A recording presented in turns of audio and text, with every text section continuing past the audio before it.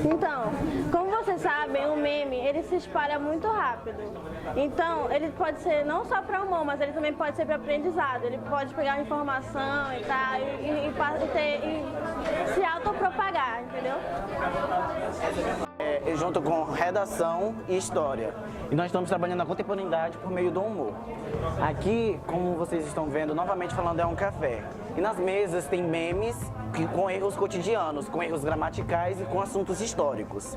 Estamos servindo um café e vocês podem ficar à vontade e conversar com as pessoas que eles vão lhe informar mais ou menos como será o trabalho. O nosso trabalho é para apresentar os erros mais corriqueiros nas redes sociais. Tem a forma certa e a forma errada. Olá, bom dia. Nós estamos aqui no Instituto Denizar Rivail realizando o trabalho de probabilidade de matemática. Esse trabalho tem como objetivo realizar um aprendizado de matemática envolvendo a probabilidade. Como você pode ver aqui ao redor, a gente tem vários jogos, todos eles envolvendo a probabilidade. Batalha naval, xadrez, bingo e muitos outros. Todos eles reforçam a ideia de importância que nós da instituição Denizar Rivail temos como a educação. Bom dia, seja bem-vindo à MB Engenharia. A nossa empresa, com vários anos de experiência em engenharia, ela é focada na qualidade de vida e o nosso novo projeto é com o povo indígena Cambeba. É clara a necessidade de adquirir objetos capitalistas e o nosso projeto é de inclusão com os indígenas para com a implantação de um shopping center e zoológico educativo. Para os nossos alvos adquiridos, alocamos cerca de um recurso financeiro de até 540 milhões de reais, até 2 vezes maior do que no Manaus Via Norte. Foi construído em um valor divisível devido à sua estrutura e o local onde ele foi construído. Sem falar de recursos minerais ao qual nós escolhemos para nossos fins financeiros, queima de combustíveis fósseis, destruição de patrimônios florestais e muito mais. Por fim, alocamos uma quantidade de 500 funcionários de suporte de permanência, 2 especialistas de serviço social e 1 guarda ecológico. Nosso novo projeto já se mostra em fase de terraceamento, que já demonstra grande sucesso. A integração do povo Cambeba, que é a nossa tribo indígena, já se mostra bem frutífera devido ao auxílio moral e de mão de obra. Vemos claramente que o gasto excessivo é de fato uma dádiva para aqueles que a praticam. Para aqueles que não a praticam, sinto lhes dizer que vocês estão tendo uma perda de oportunidades e produtos a qual poderiam estar sendo prestigiados nesse exato momento. Entrem, acompanhem o nosso projeto, descubram o nosso propósito. Com uma pesquisa de satisfação favorável, podemos alocar com seus custos altos e gastos um contrato vitalício de 2% de todas as compras de produtos entre 20 e 23,50. Seja bem-vindo ao Museu da Língua Portuguesa. Bem-vindo ao museu, ao nosso Museu da Língua Portuguesa. Os nossos amigos. Olá, bom dia. A gente está aqui para apresentar um trabalho que se chama Aspectos Gramaticais e Semânticos da Filosofia e Sociologia. O que basicamente o nosso trabalho propõe? Propõe apresentar palavras e termos que não são usuais, não são do cotidiano, mas que são de fundamental importância para a compreensão de textos filosóficos e científicos, né?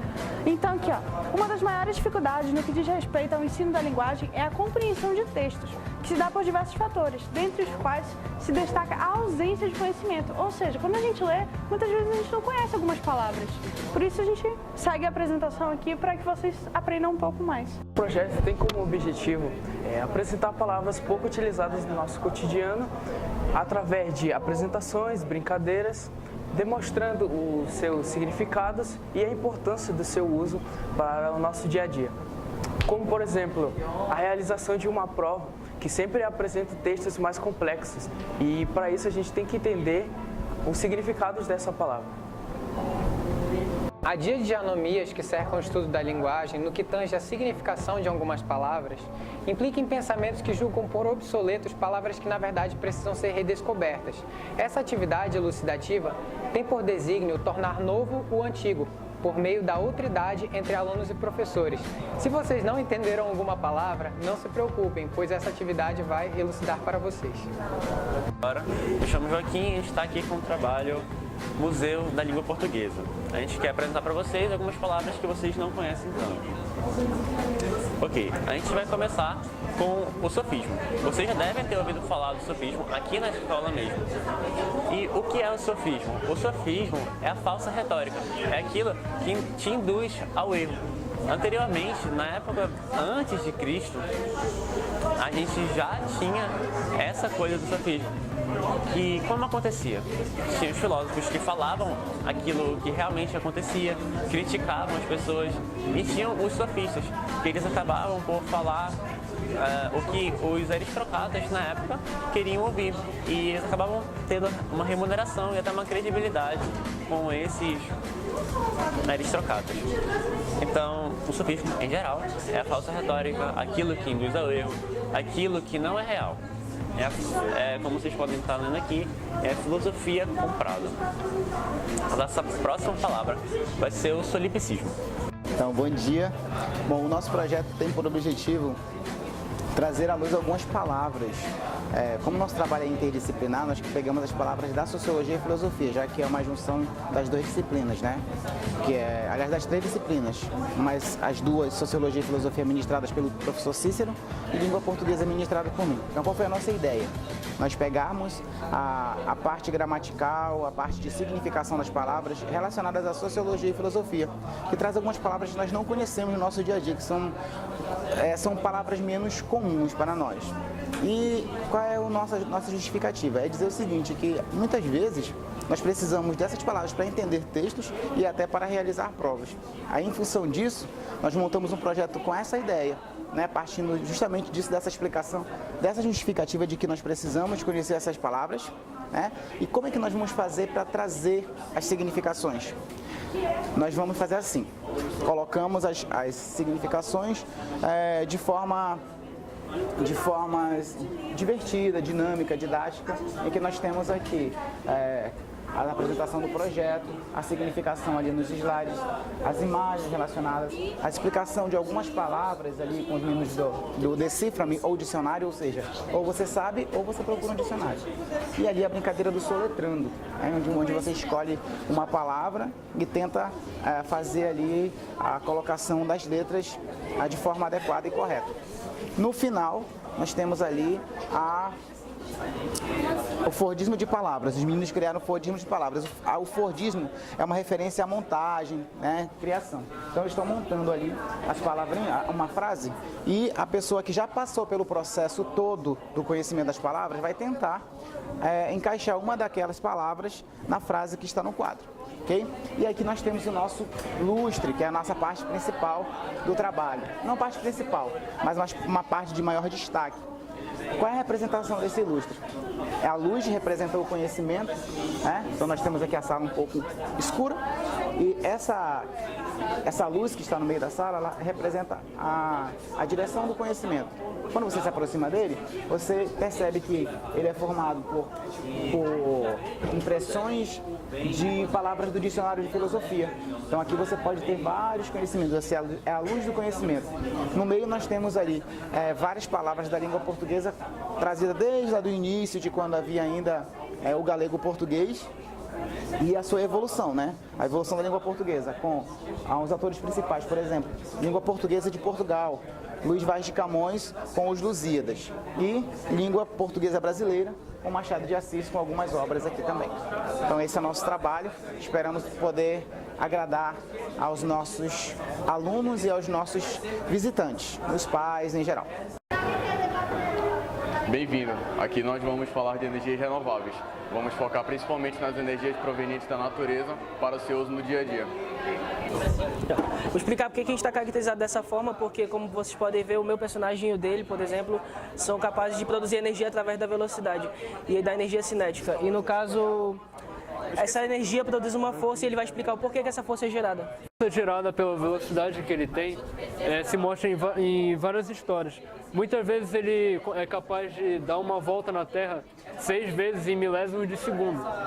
Agora, vocês menores, vocês têm ideia de qual é o super-herói mais forte dos quadrinhos? Não, é o próprio flash. Por conta da velocidade que ele tem, se ele concentrasse toda a energia cinética na velocidade dele em um único soco, o impacto dele, dando um soco em São Paulo, poderia ser capaz de dizimar todo o país, com a intensidade de 7 bombas atômicas ou até bem mais do que isso. E eu tô representando o Anakin do Star Wars. Ele pega a energia de uma pedra e transforma em luz. Essa energia de luz é tão forte que ele consegue cortar tudo que ele vê pela frente. Então, eu vou falar sobre a economia, que é a energia do martelo do Thor, que é uma energia natural que não polui nem nada, tipo, não precisa de nada para que polua. Ele retira uma energia natural, que é dos raios que o martelo do Thor transmite e que é natural, que é vindo do céu e é dado por um Deus, que é o pai dele, que deu esse poder para ele. E com isso, tipo, ele pode produzir vários tipos de energia e, tipo, alimentar a energia de uma cidade toda. E sem poluir nada, entendeu? Só com o simples poder dele, que é o do martelo do Thor. Bom, esse aqui é o sistema de uma pilha. O alumínio aqui, ele reage com água sanitária, que é um hipocloreto, liberando assim energia pelos fios negativo e positivo, que aqui juntados fazem isso girar. Esse eu fiz um pedaço de água PET, é desse jeito, ele veio Aqui podemos ver outro exemplo, tem água sanitária. Só é água sanitária? Só. Esse fio por onde vai passar a energia elétrica. Ele gira numa potência de mais ou menos 3 volts. E é isso. No corpo humano a gente sabe que o nosso corpo humano ele tem uma descarga elétrica. Aqui é um dos gases nobres, que é chamado de neônio, que já contém toda uma estrutura.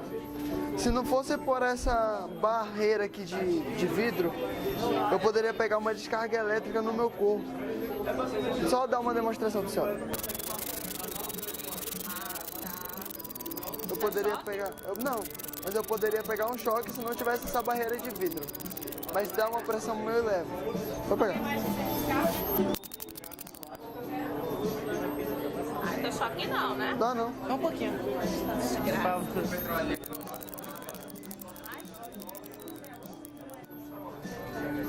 Já? Passando. Bom, aqui eu vou simular uma placa solar. Como é que funciona uma placa solar? A placa solar, ela capta a energia do sol que vem através de raios eletromagnéticos. Ela pega, dentro da placa tem um material chamado silício. O silício é formado por vários moléculas, como todo material. Quando a luz eletromagnética do sol bate no silício, ele se separa. Cada vez que ele se separa, causa um raio elétrico que nem no experimento passado. Esse raio elétrico, ele é passado por uma bateria. Essa bateria, ela pega essa energia para ligar lâmpada, ligar TV, geladeira, essas paradas. Bom, aqui ó, eu tô simulando uma placa. Só que como não tinha o silício, eu peguei a água. A água, ela tá acontecendo a mesma coisa com a molécula dela. Deixa eu tirar. A molécula da água está se separando. Quando se separa, não libera energia elétrica, ele libera calor, que é energia térmica em trânsito.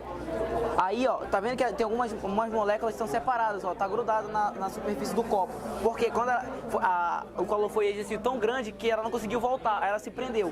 Esse tipo de energia, como libera o calor, é um tipo de energia, que é energia térmica. Essa energia pode ser transformada em energia elétrica, química e outros tipos de energia. Pré-história. A história da energia iniciou-se na pré-história com os homens da caverna. Eles, quando iniciavam uma tempestade, os raios caíam na vegetação e iniciavam um incêndio, que com essas tábuas, pegando fogo, eles tentavam conter o fogo, mantendo ele aceso pelo máximo de tempo possível, devido a eles não conseguirem acender, iniciar um fogo. Após alguns anos, eles conseguiram aprender essa técnica, que pelo atrito de madeiras com pedras, eles faziam uma fagulha, que essa fagulha caía em uma palha seca e iniciavam fogo. Eles utilizavam fogo principalmente com o intuito de proteção e alimentação, protegendo de tribos inimigas, animais, do X, aquecendo-se em uma noite fria e iluminando a noite. Futuramente, eles utilizavam o fogo para forjar armas de metal e de minérios variados. Sobre o petróleo e vou falar sobre a origem do petróleo e o processo utilizado nela nos dias atuais. O petróleo ele é criado a partir do carbono ou moléculas orgânicas que entram sob grande pressão e acabam ocorrendo processo entre elas que elas viram petróleo. O petróleo é utilizado no dia a dia na gasolina, etanol, até mesmo nas sacolas plásticas ou em alguns alimentos, assim como também no asfalto das ruas. E o petróleo, ele é encontrado em sua maioria na Venezuela. Então, o carvão vegetal é o carvão que a gente utiliza hoje em dia para abastecer siderúrgicas e fazer churrasco, por exemplo, mas ele já é utilizado há muito tempo e começou a ser utilizado no Egito Antigo para fazer purificação de óleos e usos medicinais. E depois de algum tempo que foi começado a utilizar lá, algumas tribos indígenas começaram a utilizar também para os mesmos fins, de óleos e medicina.